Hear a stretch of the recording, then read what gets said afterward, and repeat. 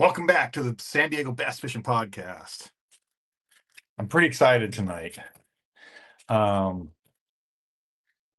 Tonight we are recording, fix my hat here. Tonight we're recording Mr. Rich Vincent. And I kind of just threw it out there to him like, hey man, I've never met him. And but I see his name everywhere, like Western Outdoor News tournaments, California Bass Federation tournaments. Like he just took a second place, and then East County Bait and Tackle tournament. And anyway, he's always near the top, if not the top. A lot of respect for this guy.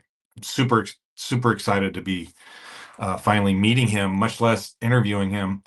And so we're gonna it's gonna take a couple of minutes.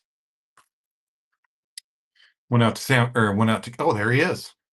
We my daughters, one's in college and one's a senior in high school, so they still freak out. I have a 1-year-old and a 2-year-old, so I'm neck deep in it right now. Yeah, you are. Yeah, you are. So well, Mr. Rich Vincent, I'm really glad to meet you finally. Yeah, nice to meet you. I see your name everywhere, like Western Outdoor News tournaments and California Bass Federation tournaments and East County Bass tournaments, and it's always near the top. So I was pretty happy when you said yes. I get lucky every once in a while. Yeah, I think so. So this is San Diego Bass Fishing Podcast. I know you're not in San Diego, but you fish down here a lot. And so you guys definitely have the better lakes down there. I have Diamond Valley, Paris, and Skinner. Yeah, yeah. So okay, just to start things off with, and we'll get to some other questions later. How do you feel about those lakes compared to, say, San Diego lakes? You know, the big three down here: Otay, San Vicente, and Cap. Why are they different? Every one of them is unique. You can do something different at all the lakes. Diamond Valley, I would say, probably has some of the biggest fish, but it's one of the toughest to go out there. When you go to that lake, it seems like you're fishing for 5 bites.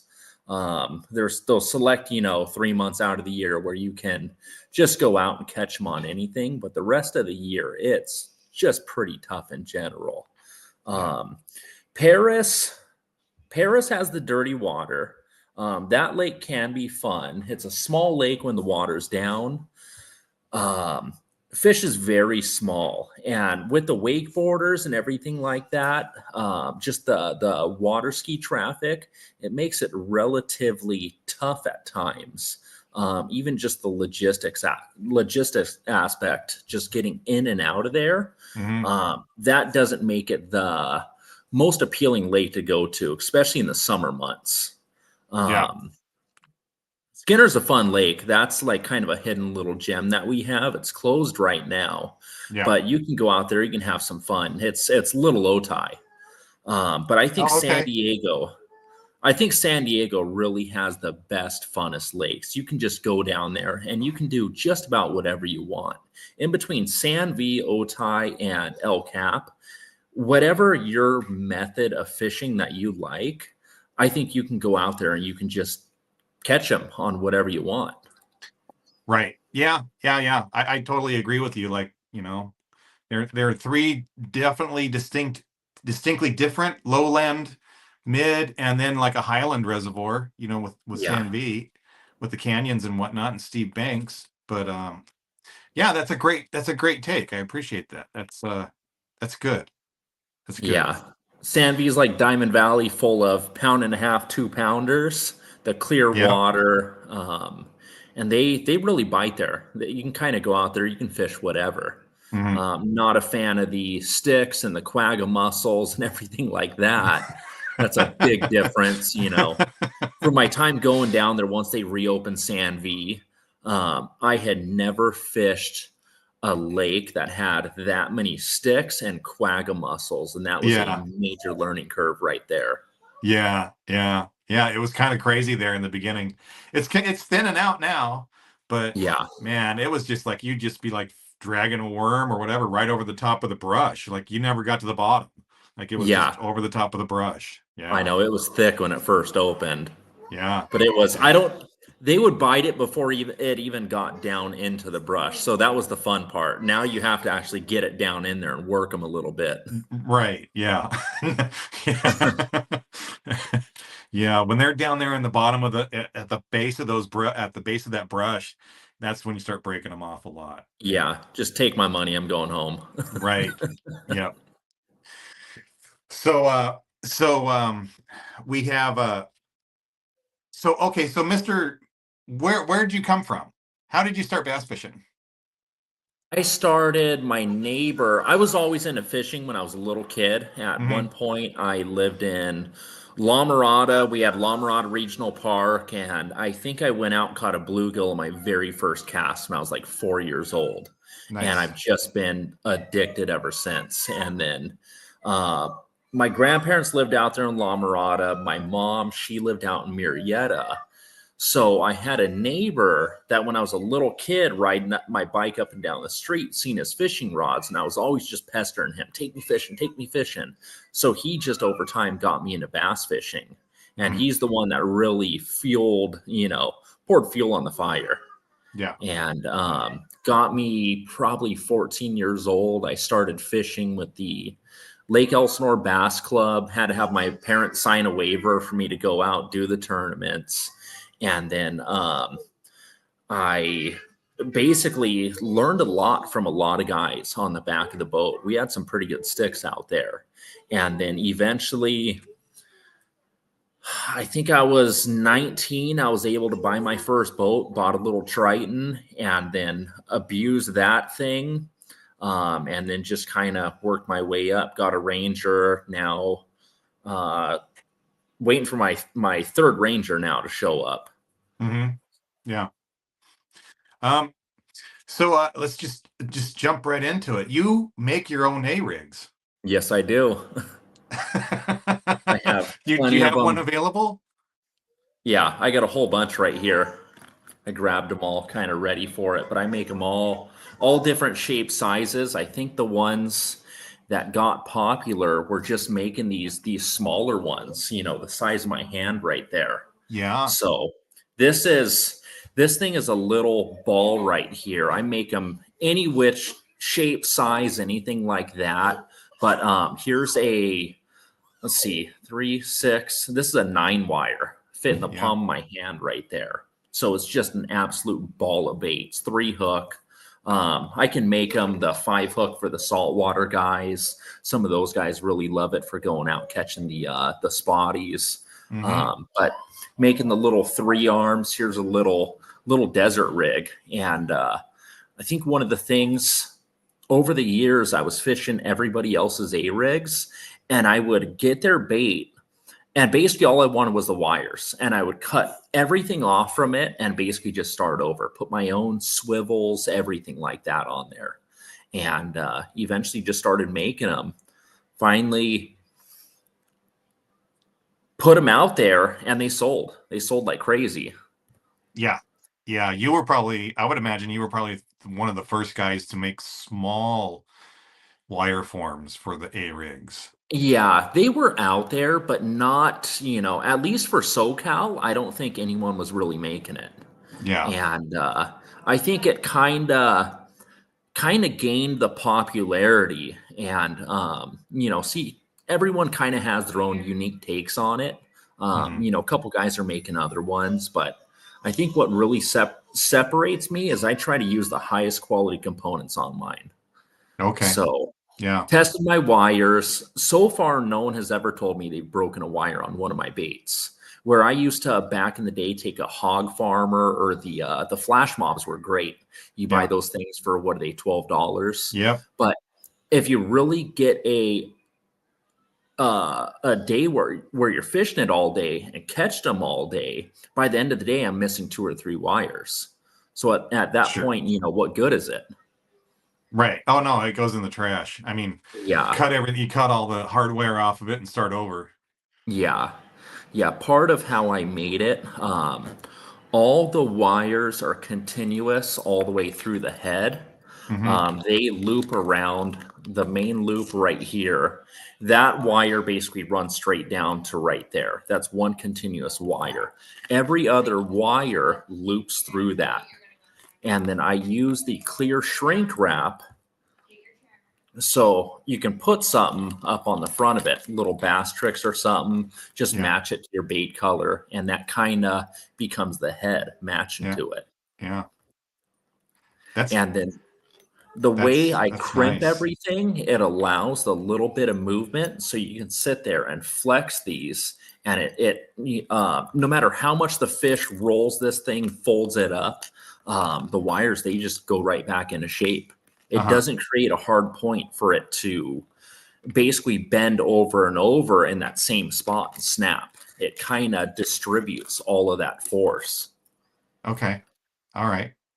Now, are you I'm a little afraid to ask this, but are you selling those to the public or do you Yeah. Yeah, I who's sell them. I really can't make them fast enough. It's yeah. kind of just a little garage deal when I have the extra time. Yeah. And started out just giving them to friends, stuff like that. And then really a lot of guys found out about it. I have them here and there. I give them to the guys over at Anglers Marine in Anaheim, Okay. and they'll put them in there. And Yeah. I literally cannot make them fast enough.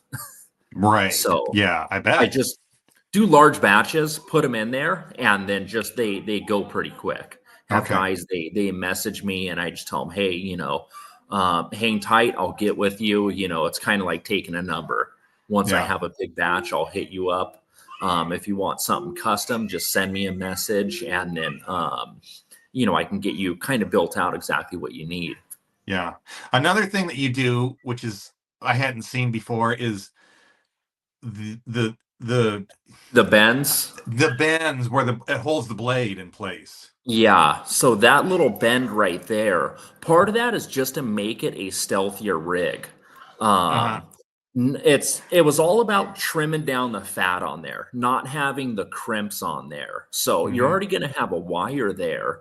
You might as well basically bend it to where you have the little keeper, and it's just less stuff that's crimped on there, just showing off, looking unnatural. I Yeah. mean, in my opinion, the whole wire assembly does not look natural at all. But I think that little bit of stuff does make a difference. I think they get hyper focused in on the baits, but when the bite's really tough, I think every little piece you can shave off from there, conceal. I think it generates bites, especially on our pressured little lake, San Diego. I mean, you go a day on El Cap, how many guys do you see out there throwing A rigs? So Oh if you can yeah. have that just little higher end, stealthier, the better swivels, those blades, you don't have to turn it as fast. They're always turning. I love the fact that you take that you look at that and you study it and you trim everything down and notice the details in things. Yeah. So I try to go even these are 35-pound swivels right here. They're owner swivels and mhm, they're tiny. They're smaller than the length across my pinky nail. And then I think they're 33-pound decoy snaps. mhm, So you can fish this thing on 20-pound fluorocarbon. This whole rig is designed for like fishing on 20-pound mhm, straight fluoro. It's not your big Bubba 65-pound braid A rig. I right. usually fish these down to 10 pound. I Yeah. fit. They're so small, so light. When I put little 8-ounce baits on there, I throw them on a little crankbait rod, 10-pound line, and you can go behind people. You don't have to be the first guy on a spot throwing an A rig, and you can clean house right behind someone. Yeah. Yeah. I love it. That's awesome. Um and so Yeah, I mean that's I feel the same way. I build my own also. I haven't taken it to that extent. Um, but I totally get what you're saying, and as far as small ones go and trimming everything down, and that's why I'm so involved in this whole this podcast here. Um, so that's good. That's great. Um, I think I think if you're going to be tournament fishing, I'm sorry for my kids. that's okay. He's No, that's good. really having a day today. um, I think if you're tournament fishing, you really have to look into every aspect um, on just trying to make it the most natural, refined little bait, all the way down to whether it's a drop shot, just getting the tightest little natural wiggle on your worm, not make it look like something's down there having a seizure. Right. Yeah. Um, okay, so this is at like this is at 24:05. I'm gonna ask you a question, and I don't know if you're gonna want to answer it or not, so you don't have to. All right, shoot. Do you fish? This is kind of rhetorical. Do you fish a floaty free rig? A floating free rig? Yeah, like a an Elastec bait on a free rig. I've done little stuff here and there playing with it. I'm always anything the whole I love looking at all like those Japanese styles of fishing, whether it's the Yeah. free rig. So yeah, I've tried it, played around with it. You know, I don't think there's one YouTube video that I have skipped and haven't tried some of these crazy rigs.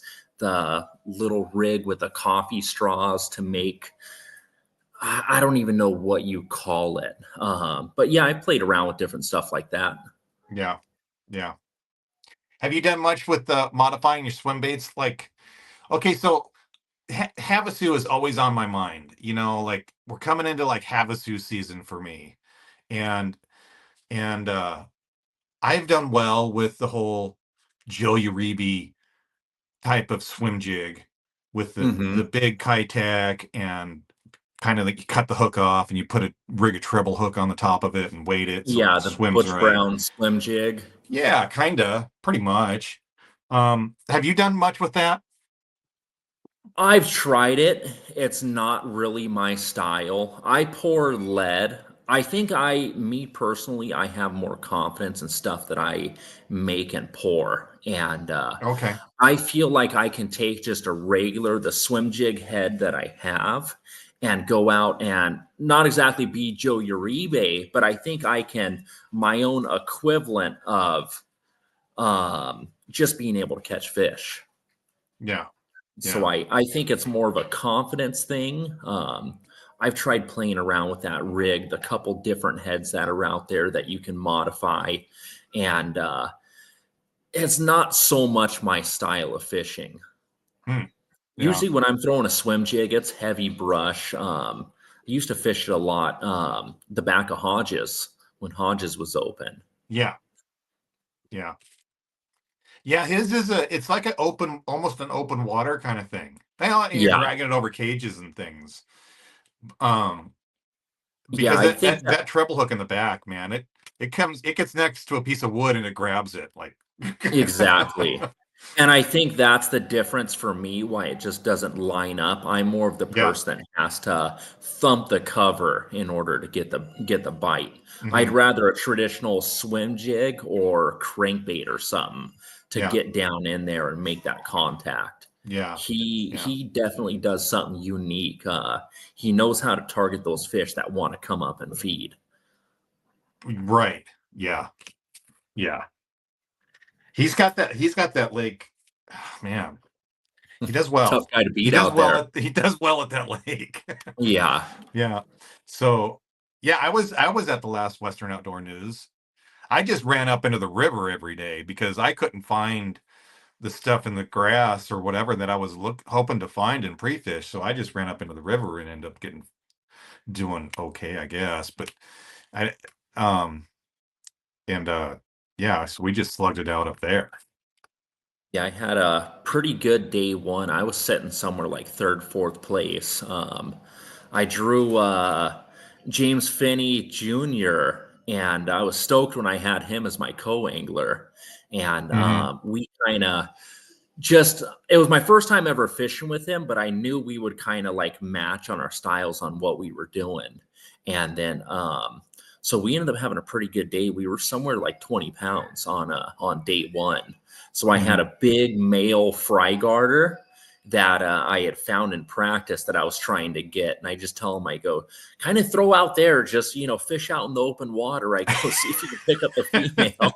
And next thing I knew it'd be close. Next thing I know, I hear him set the hook, and he catches like a 6 pounder. It was, I think, big fish for the co-anglers. Catches it on the back, and I'm like, "Oh, dude, I love you. Thank you." Yeah, right. Yeah. Then, Yeah. kind of my stuff fell apart. Day two, I lost a couple bites. It was had an area there was some schooling fish, and the first couple bites I got, they were eating weird. I lost those fish and just shut down the school, and I Yeah. couldn't get the right bite window. Day three, on my weigh-in time, they started feeding, and I think I had no fish going into the last few minutes, Mm. and caught some fish and just ran out of time. Yeah. It just Yeah. didn't happen. Yeah, I'm surprised to have you on here today with the first Western Outdoor News going on at Shasta here this week. Yeah, You decided to skip that one. it's too crazy with work. That's why I've even just been fishing one or two of the, I'm trying to every year at least do the Havasu tournament. I think Yeah. that's the funnest, it's closest. Yeah. I love doing Lake Mead. It's really just how work lines out for me. Hmm. So Hmm. that's the tough part. Gotta bring home money before I can go out and Right. play. Right. I know. I know it. I'm trying to. I skipped Shasta. I'm going to try to go to Clear Lake as a triple A. That's what I'm going to do. Okay. I'm just going to drive up there and go fishing.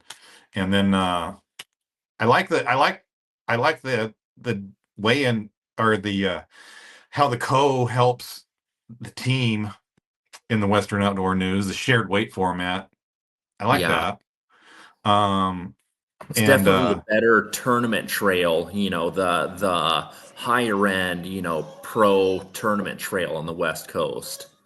oh yeah. So Oh yeah, yeah, Billy yeah. Billy gets the attendance at it. He So does. no doubt about that. Yeah. Yeah, he does.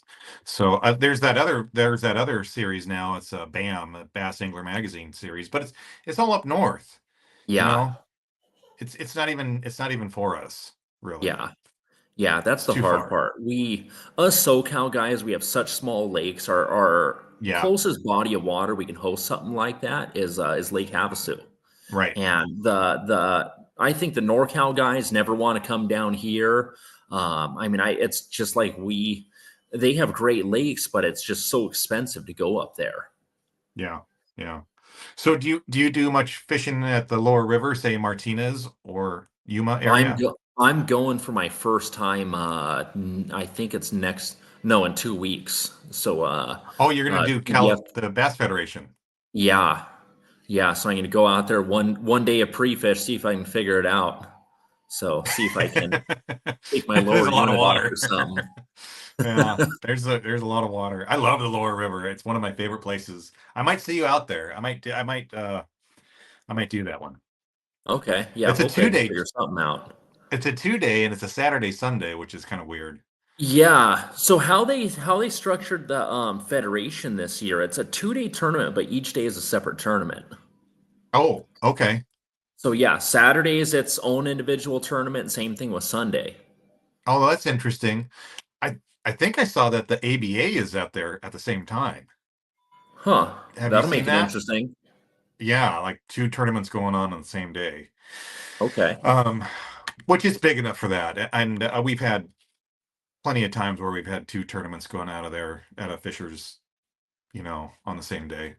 Yeah. Um, so yeah, in the wintertime, and February in the cold, you can it can be fantastic. You get on a school of fish in a little bit deeper water over in Martinez or Ferguson or whatever, and it can be really, really good. It can be good.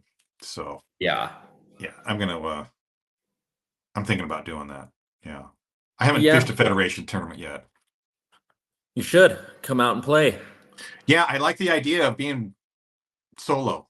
It's the only Yeah, solo series in San yeah, Diego. exactly. Cool Yeah. format, solo. So boaters fish for your own 5 fish. Um, You get a co-angler. If we get enough co-anglers, matching the boaters, a boater can go out solo if you Mm, don't happen to get paired up with one. mhm. But you and your co-angler are not,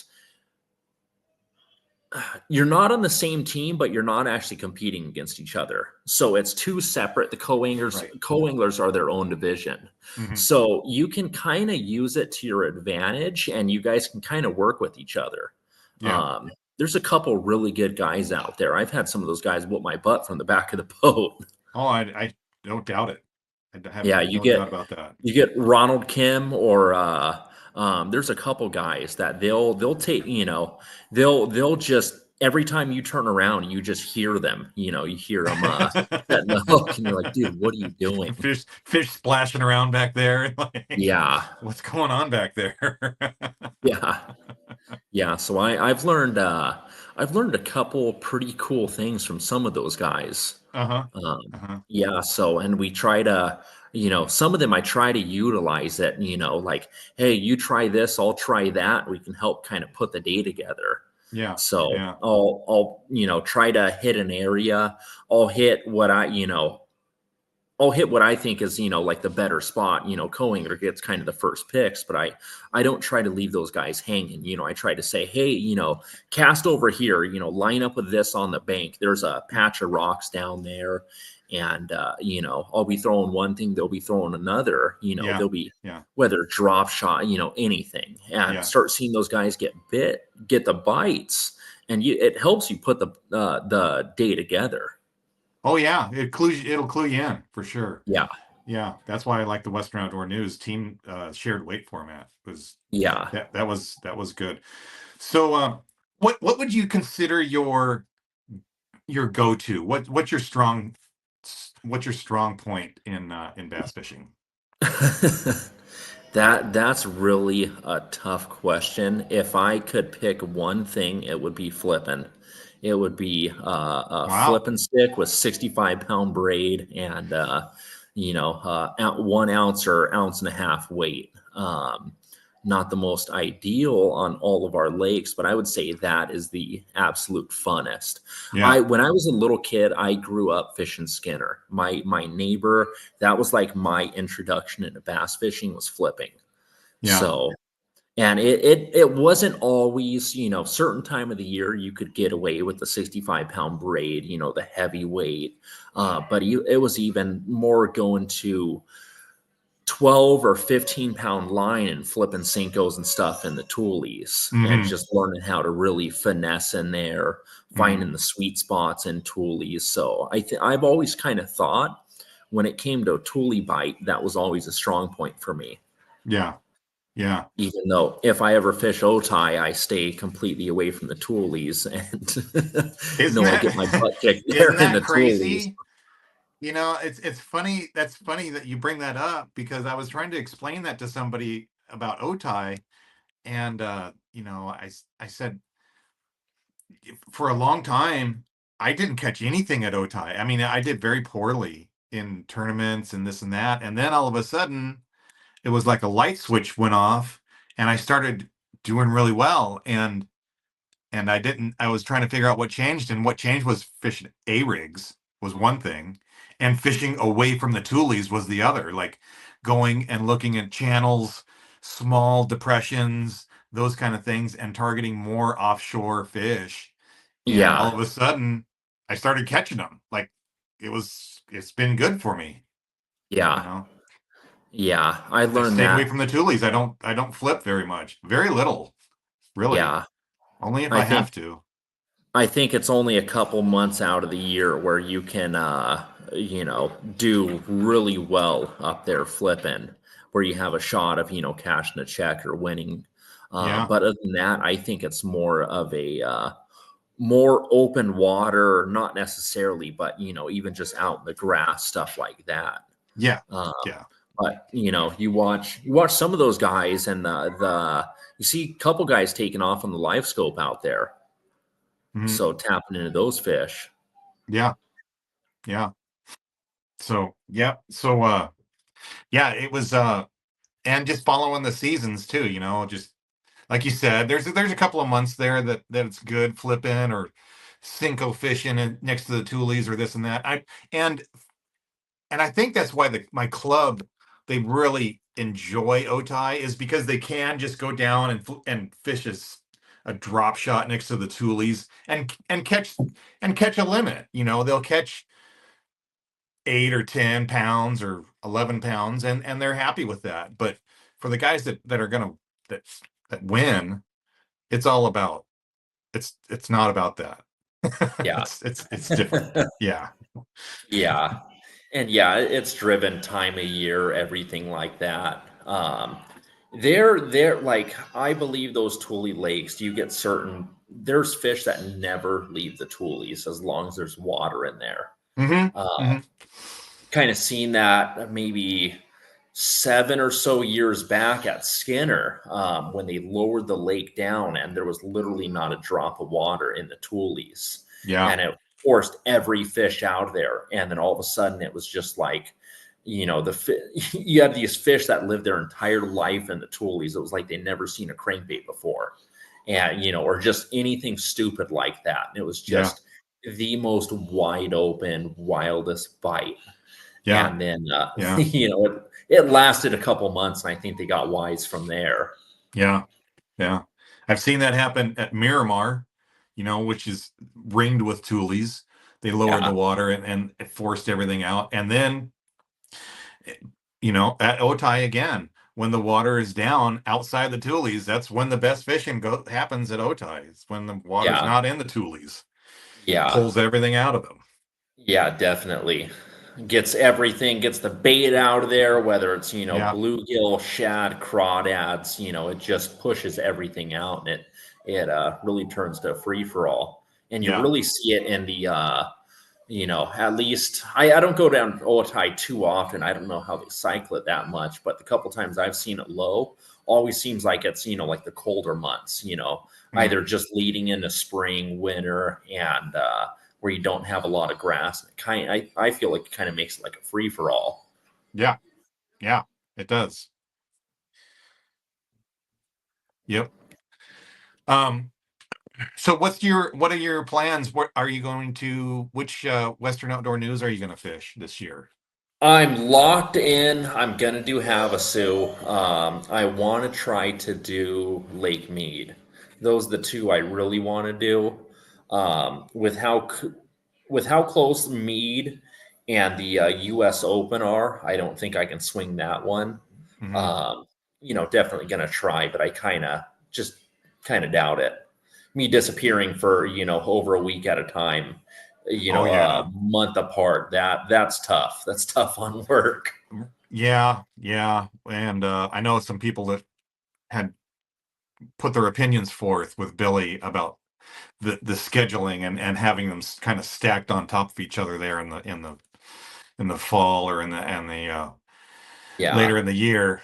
They I weren't kind of see why he does it. He doesn't want to do both tournaments. Not that it can't be 1,000 degrees in October, right. but you definitely don't want to put either of those tournaments in July. Yeah. So, Yeah. Right. um, and yeah, both of those. As far as the bite, it works out. September, October on those Uh-huh. desert lakes. It's usually a pretty good bite out there. Yeah. Yeah, right. So here's a question that I asked. Now I asked what your go-to or your favorite thing was, but what is the technique? So when it's tough and you have to put a limit on the boat, what are you gonna go and do? Cinco. I've the I've most fallen I know I've The fallen back on most that Southern Cinco a lot. California tactic you can do. Just catch them on a Cinco. Yeah. Now, are you gonna fly line it or wacky rig it? I guess it just depends on the day. I guess it just depends on the day. Yeah. I can go out and I mean with just a couple different, hooks, a little bit of weight, you can drop shot it, you can fish it on a Nico rig, fly line, wacky rig, there's so much you can do. Carolina rig it. It's super versatile bait. Yeah. Yeah. I think everyone knows in Southern California that they eat those things. Yeah. A lot of money's been won on them. Yeah. A lot of money has been won on the thin Cinco too. Yeah. Um, the well, thanks for coming on. I mean, I've had a great time. I really enjoyed hearing about your A rigs. And Yeah. Yeah, if anyone's interested, just find me on Facebook and send me a message. We can kind of talk whether you want the generic 3 arm, 5 arm, anything custom. Just okay. let me know. I can make them big, small. Yeah, it's a good little bait. And I guess they could check Anglers Marine also. Yeah, Maybe call up there and yeah, see if they have any in stock. yeah. I'm due. I know they're out of stock. I'm due. I've been promising them for a couple weeks now. I'm chipping away at it Yeah, and almost have it ready. But I'll do a big drop to those guys. right on. Cool. Do you have any recommendations if let's say, so because you're up in Menifee, so if I was going to go up to Diamond Valley right now, do you have any recommendations on what I should do? Turn around and go home. It's pretty bad, No. huh? That this time of year, I mean, drop shot, Cinco, jig, those are always good choices out there. Yeah, And if you can get some weather, pick up something and fish a little faster. yeah, Crankbait, spinnerbait. Um, those are always just really good baits to get out there. That lake, I think it's really hard to beat the drop shot there. You can catch some big ones out there on it.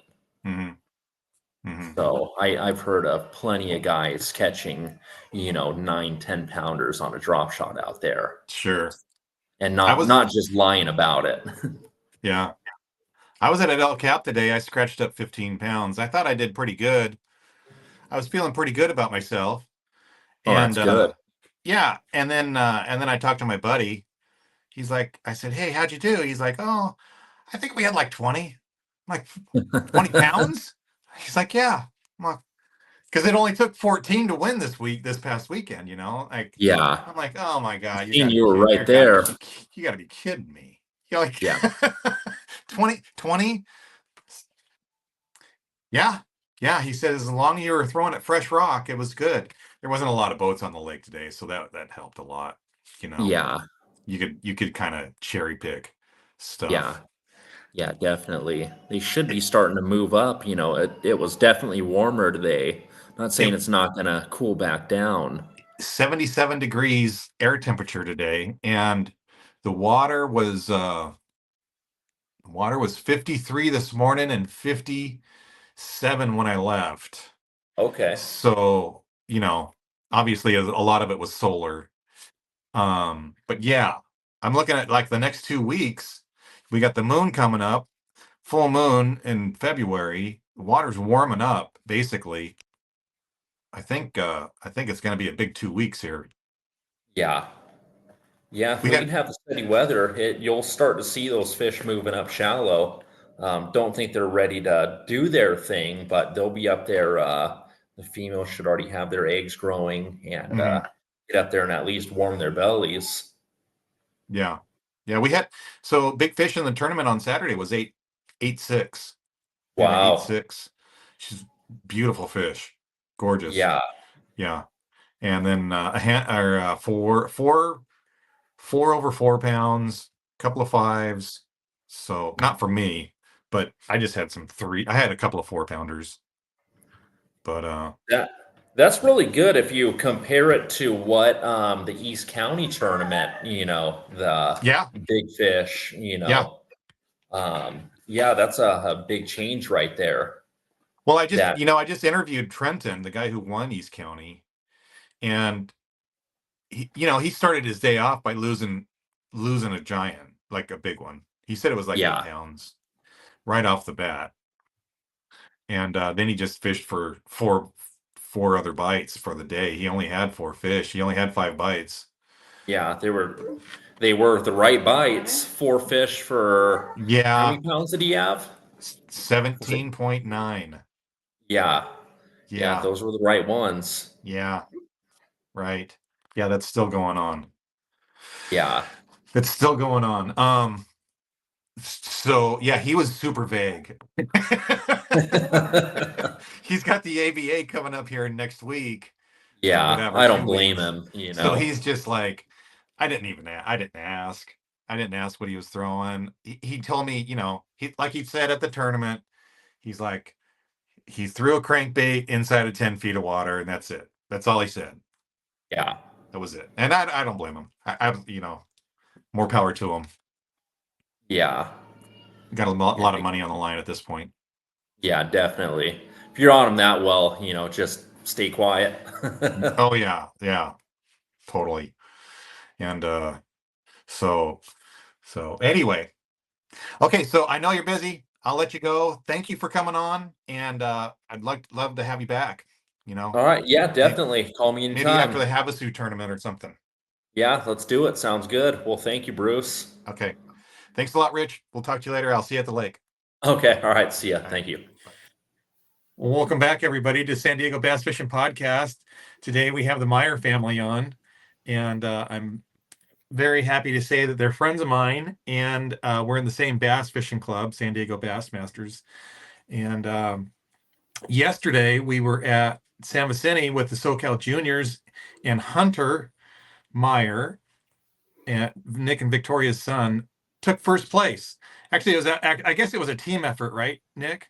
Yeah, yeah, but he did most of the work. Yeah. Yeah. So Hunter, Yep. how'd it go for you yesterday, buddy? It was pretty fun. Yeah. How'd you how'd your day start? How'd you catch them? They started off not as cool as I thought and went back as far as we could go. Exactly. Because We you have to beat remember the this is spot. tournament season. Yeah, And good you thing don't we have to beat that spot. you don't have to yeah, you beat us to that spot. I was right on your tail. Yeah. And you guys went right in there. And then so I turned off and I was like, oh well, I'll leave. Yeah, I didn't have a clue where to start. And Hunter said, let's go to the very back where I caught that 4-pounder the last time. And I was like, all right, it's probably not going to be the same. He was like, all right, let's just try it. And then as we're going back there, I look behind me and I see you right on me. And I was like, uh-oh. Yeah, it's a popular spot. That's where my Jim was the day before also. He caught fish back in there.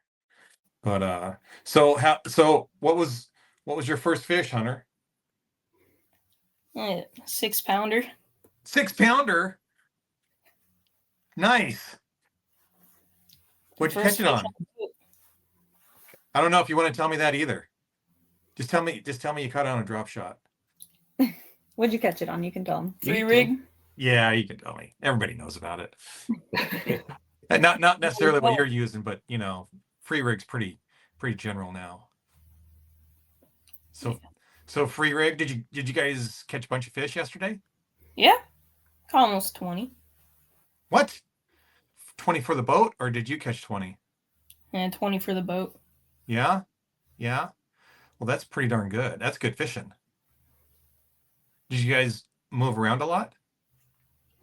Kind of. Probably Yeah. about 3 or 4 spots. Not too many. Yeah. Okay. So Hunter, how do you rig up your free rig? I just What pound test? You don't have to tell me the lure, but what pound test and what weight? You can tell the lure. 12-pound line, 3/8 ounce weight, and what I caught the big one on was a Yamakara. Yeah. A 3/8 ounce weight. That's pretty big. It's the one You you use it. did. Did you did you use it on casting gear or did you use it Yeah, on spinning gear? Casting gear? Yeah. Nice. Did you use anything else yesterday? Thin sinker. Thin Cinco? Yeah. Did you catch anything on it? Yeah, that's what most of our fish came off of. I was thinking about using a Cinco, and then the kids, I just never ended up not tying it on. We started fishing a free rig, and the kids were catching them on a free rig, and then that's just what we did, kind of thing. I threw an A rig around a little bit, and they weren't really too interested in that, it seemed like. And it seemed like a lot of them had moved up shallow too. Did you guys see that? Yeah. Yeah, most of our fish were really shallow. Yeah. That's what we saw. So that made it fun. We had a great day. I mean, I don't think we caught 20. But it was good fishing, Yeah. Yeah. You have to talk. So Victoria, if anybody doesn't know yet, is one of she runs East County Bait and Tackle Tournament Series, which I'm very fond of. It's a great tournament series. I work at East County Bait and Tackle, and they have another tournament coming up. And so when is that, Victoria? So yeah, I help out with the East County Bait and Tackle. We're sponsored by El Cajon Ford. The next tournament is Saturday, the 22nd at San Vicente. If you come into the tackle shop, you can sign up ahead of time. And if they do that, by 6:30 on the 21st, you get entered into a drawing for a free entry donated by Lyle Hunter. So they can come in, sign up early, and then we'll be doing all the signups there. They can also sign up the day of at the lake. It's $300 entry fee. It all goes back to the anglers, which is great. And then we have also the SoCal Jr Bass 50/50, which has been great because we've been able to support the juniors. And what we do is it's $20 an angler. So if you go by the team, it's $40 for the team. $10 will go into the big fish pot, and then $10 goes to the juniors to help so that they can do everything they do for the year. So it's cool because the last big fish ended up being worth, I want to say, almost $1,200 just for big fish. At least, right? Yeah. I thought it was like, because it was $500 from ECBT for the regular pot. And then I wanted to say it was like $720 that came from the juniors 50/50 side pot. Yeah. So, and then we were able to give $700 towards the kids club. So that was so it was $3,200 for first place money, and then another $1,200 for big fish. Yeah. Total.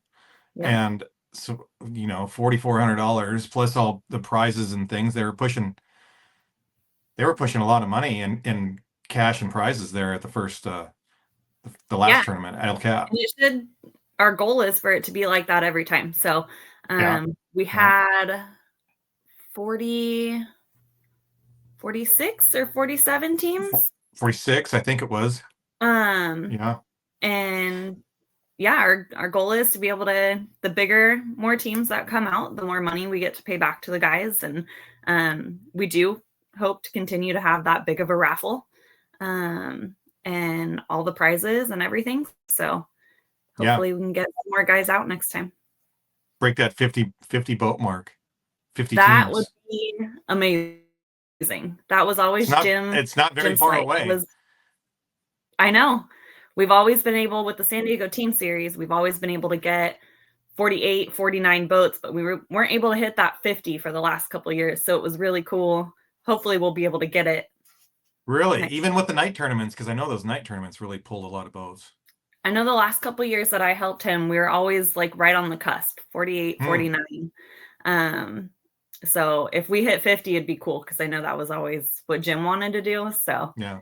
50 at San V it'd be fun. Yeah. And now we got the fishing. The fishing's good at San V. it was a lot better than I was expecting. I didn't want to go out there. Yeah. Honestly, I was not looking forward to it.